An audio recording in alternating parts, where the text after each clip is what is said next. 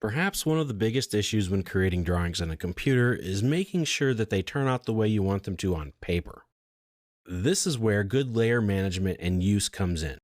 The purpose of layers is to organize the data in your file so you can work with it and so that it has a correct visual display on paper, not just the screen. We've already kind of mentioned this before with talking about the different viewports that you can use. Let's open up the architectural example imperial drawing.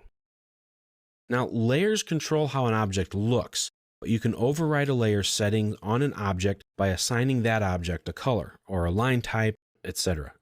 Please don't ever do this.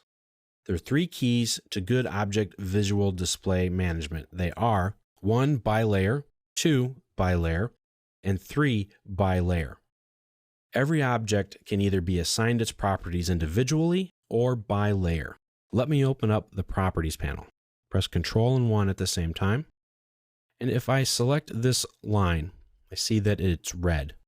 It's on the wall layer, and this object is set to by layer for its color. That means the color of this object will be displayed according to the color of the layer setting. So if I go to my layer manager and I go to the wall layer, I see it's set to red. I can change them all to yellow right here, and all of my walls are updated instantly. Now I can select the object or multiple objects, and I can override those layer settings. If I go to the color option on the properties palette, I can manually change it to red.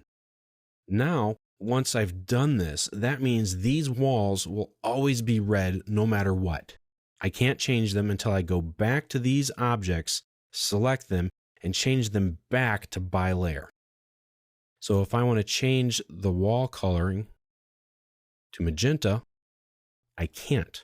I've broken my CAD file. So you have to be careful with that. Every object can either be assigned its properties individually or by layer. The 3 main display properties of an object they can have are color, line weight, and line type. Each layer can have these properties set. There's also transparency if you're using transparency. Now, it's good practice to keep all of your objects set to by layer. That allows you to control them in your viewports.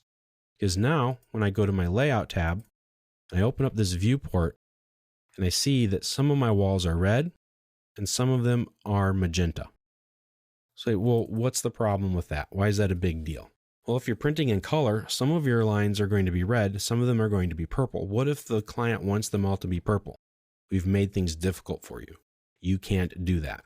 You have to go back in and manually switch them to magenta or purple, whatever the color is.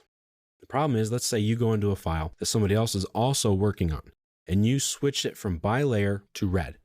You've just messed up your coworker's drawings because they needed it to be by layer because on their drawing, that wall needs to be faded back like a gray color.